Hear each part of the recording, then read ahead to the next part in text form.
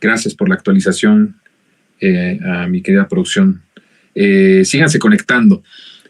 Y les decía yo que tiene que ver todo esto, siempre está como conectado, porque hablando de este segundo piso, de esta realidad que tenemos que construir, de lo que viene para 2024-2030, me parece que es muy importante hablar de algunos retos que vamos a tener y que necesitamos advertir para trabajar en ellos. Y tiene que ver con que al principio del sexenio, de este sexenio de Andrés Manuel López Obrador, no había una confrontación tan fuerte de la Suprema Corte de Justicia en su conjunto, todo el Poder Judicial, más allá de la Suprema Corte de Justicia, hablemos del Poder Judicial, en contra de López Obrador. Atribuyo que no hubo desde el primer día de gobierno de López Obrador una confrontación que dejó de ser ahora confrontación para convertirse en una guerra, en realidad en una guerra, ni siquiera en una batalla, en una guerra, por el factor de Arturo Saldívar. Creo que eso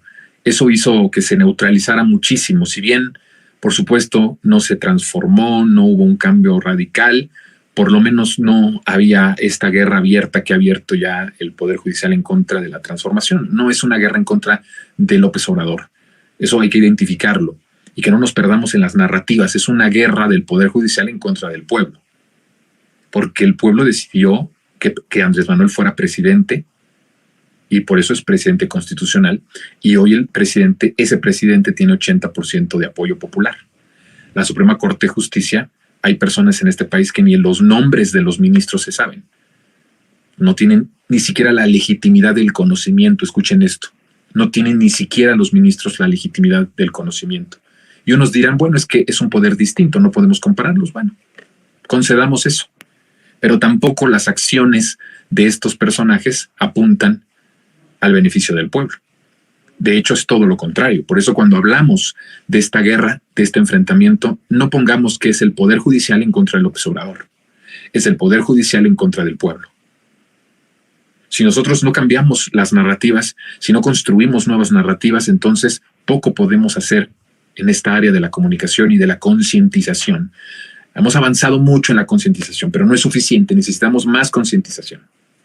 Entonces, al principio no había una guerra abierta entre el Poder Judicial y López Obrador. El factor que pongo en medio es Arturo Saldívar. Después de que Arturo Saldívar se fracasa en la intención de que él continúe al frente del Poder Judicial, viene un terremoto que se había planeado y que tenía como un plan del régimen salinista neoliberal de poner a alguien que en todo su esplendor representara al crimen organizado, a las élites empresariales, a los potentados, a los privilegiados, a los criminales, al crimen organizado, vuelvo a decirlo, lo vuelvo a subrayar, y también a la clase política. Entonces, cuando llega Norma Piña, esto deja de ser una confrontación y se convierte en una guerra del Poder Judicial en contra del pueblo. Así es como tenemos, en esos términos, pues, tenemos que ver lo que está sucediendo. Reducirlo a otra cosa es, de nuevo, no hacer análisis forense, análisis profundo. Y entonces tenemos a este Poder Judicial ya convertido en una guerra abierta. Miren, Norma Piña le dice a todos los del Poder Judicial, a todos los privilegiados del Poder Judicial, no le habla a los trabajadores, le habla a los magistrados, le habla a los jueces todos poderosos, le habla a la élite del Poder Judicial y le dice: el que nosotros estemos calladitos no significa inacción. Bueno, por supuesto, estaban activados en defender los privilegios. Y en eso están enfocados, en una guerra abierta en contra del pueblo.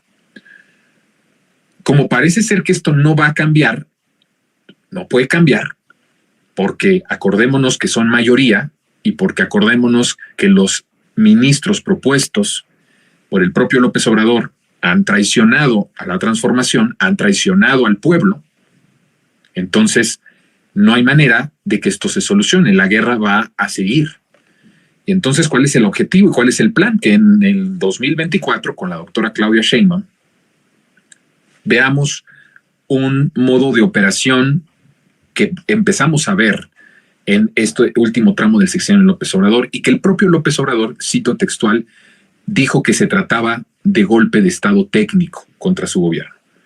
Y tenía que ver con los amparos que se empezaron a dar y que se siguen dando para frenar obras de infraestructura que son insignias de este gobierno y también que constituyen en esencia una anulación de facultades del Ejecutivo a manos del Poder Judicial. En esencia también es una anulación de las facultades del Poder Ejecutivo, es presionar y pasar por encima del Poder Legislativo, y entonces nos estamos acercando peligrosamente a un estado en donde la democracia, en donde el funcionamiento del Estado, en donde la viabilidad del país está en manos de 11 ministros. O sea, es el país, hemos pasado del país de las 30 familias al país de todos los mexicanos y las mexicanas, que es la transformación, y ahora queremos pasar al México de 11 ministros. En esencia son 11, pero hay una representación de decenas de jueces en todo el país, y hay por ahí un juez en Zacatecas que se le ocurre suspender o darle pie a una demanda de una magistrada que quería repetir y quería seguir pues teniendo la lana, que seguía queriendo tener el puesto, que es la magistrada María Bárbara Templos Vázquez, que ya trabajó 10 años, imagínense ustedes, ya trabajó 10 años en la sala regional del Tribunal de Justicia y quería seguir, ¿no? O quiere seguir, porque pues, al final creo que sigue ahí. Y entonces el Poder Judicial manda que López Obrador, porque ese es el procedimiento, que López Obrador la ratifique, que la proponga, y López Obrador se tarda un poco en hacerlo, y entonces mete esta mujer, esta señora, Bárbara Templos, mete un amparo, y es una cosa impresionante. Por eso digo, es el México de los 11 ministros, pero que tienen una representación de decenas de jueces. Y entonces por ahí, y digo sin ofender, por ahí un juez de la novena, del centro auxiliar de la novena región en Zacatecas, que quién sabe dónde quede esa novena región de ese primer distrito del centro auxiliar, le concede un amparo a esta mujer que quiere seguir tragando de lo lindo, ¿verdad? Perdón la expresión, pero no veo otra manera para expresar los rapaces que son esta clase tan putrefacta, tan desgraciada, y que quiere seguir a manos llenas, devorándose, viviendo del privilegio, viviendo a costa del pueblo. No le bastaba más de una década, ¿no? de tener todas estas prestaciones, estos privilegios. Y entonces un juez de esa novena región de Zacatecas le da un amparo que llega a la sala de los ministros del Poder Judicial, y entonces ahí tienen que la Suprema Corte de Justicia, en manos de Luis María Aguilar, le da entrada al amparo. ¿Y saben qué decide? Sustituir al presidente constitucional de la República. Así, es que es una cosa que da risa, ¿no? Es risa nerviosa, no crean que es risa de burla, es risa nerviosa. Pero sí da mucha risa, ¿no? Nerviosa vean todo el escenario, todo lo que les acabo de contar, ¿no? Por eso es el país de los 11 ministros. Primero el país de las 30 familias, después el país de todos, que es lo que tenemos que luchar para que siga el país siendo el país de todos, no el país de unos cuantos. Y ahora quieren pasar al país de 11 ministros. Y ese es el objetivo, que los 11 ministros usurpen, como Calderón usurpó la presidencia en 2006, como el crimen organizado, los poderes fácticos y los medios de comunicación impusieron a Peña Nieto en 2012. Ahora el Poder Judicial quiere usurpar a la voluntad popular, y con la decisión de un puñado de ministros y de decenas de jueces en toda la República, dictar la política económica, la política social y seguir engordándose en sus privilegios. Por eso es una guerra del Poder Judicial en contra del pueblo. No es una guerra del Poder Judicial en contra de López Obrador, ni siquiera en contra de su gobierno. Y ahí está el peligro al que nos vamos acercando. ¿Usted se da cuenta de lo que está sucediendo? Nos estamos dando cuenta de la magnitud del peligro, porque estamos hablando de los privilegios, de los 15,000 millones de pesos, y ahí veo ahí muchos analistas hablando de eso y solo insistiendo en eso. No, lo más peligroso ni siquiera es eso. Ese solo es un pretexto que ellos están utilizando para desestabilizar con sus marchas. ¿Qué va a pasar cuando se diga que no se enjuició a un ladrón porque estaban en un paro? ¿Qué va a pasar? ¿A quién se le va a echar la culpa? A López Obrador. ¿Qué va a pasar cuando el debido proceso se siga retrasando y que se ponga de pretexto que es por el paro?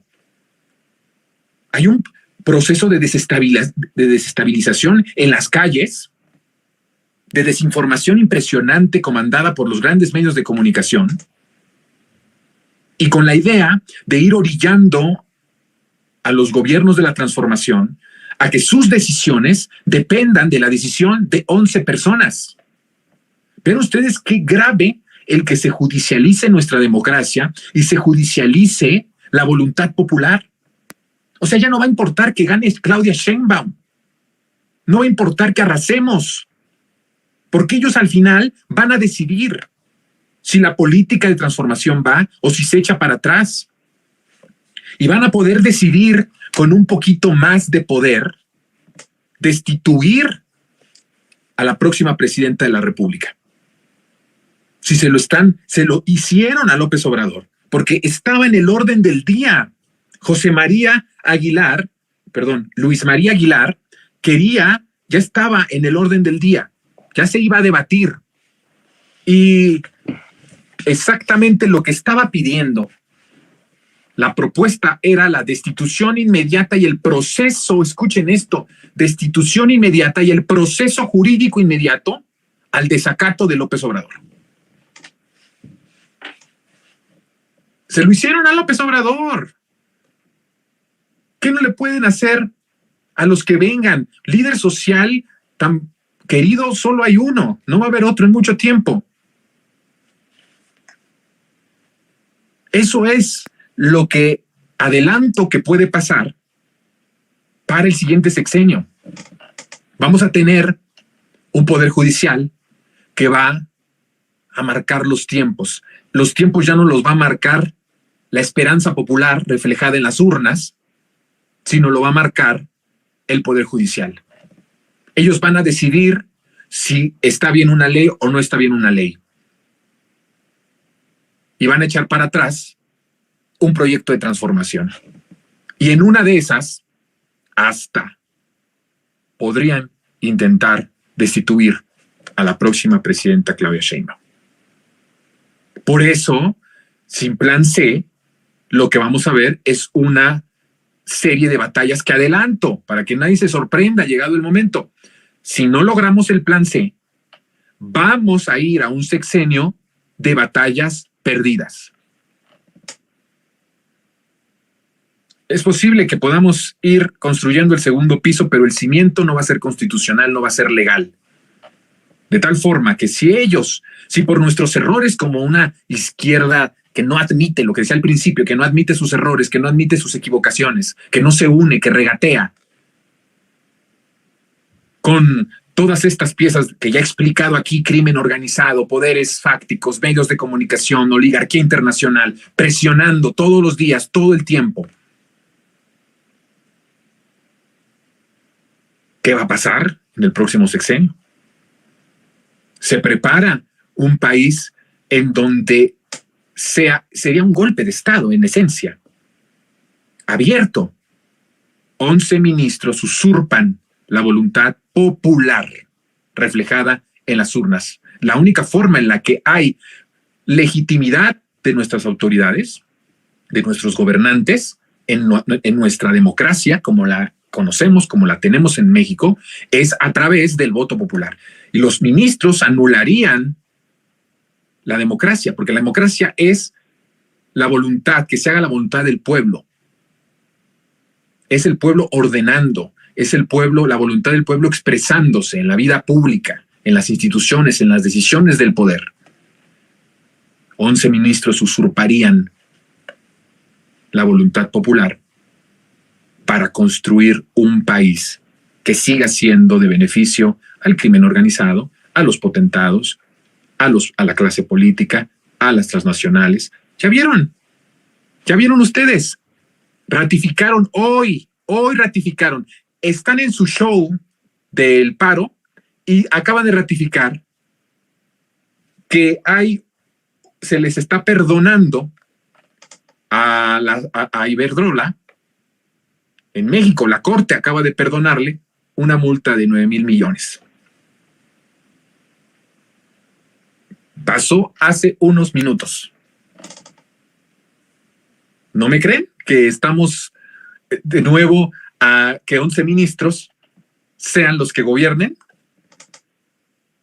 Estamos pasando del país de las 30 familias al de todos y todas, que es la transformación, y ahora regresar al de 11 ministros. Pero ese México de 11 ministros, ojo, solo garantizan que esas 30 familias vuelvan a tener al país, que el crimen organizado vuelva a tener al país, que los traficantes de influencias sigan decidiendo sobre la dignidad del pueblo, que los medios de comunicación sigan siendo los más poderosos y que sigan teniendo sus privilegios. A eso estamos llegando. El tiempo se nos termina del monólogo y sobre este mismo tema quiero saludarnos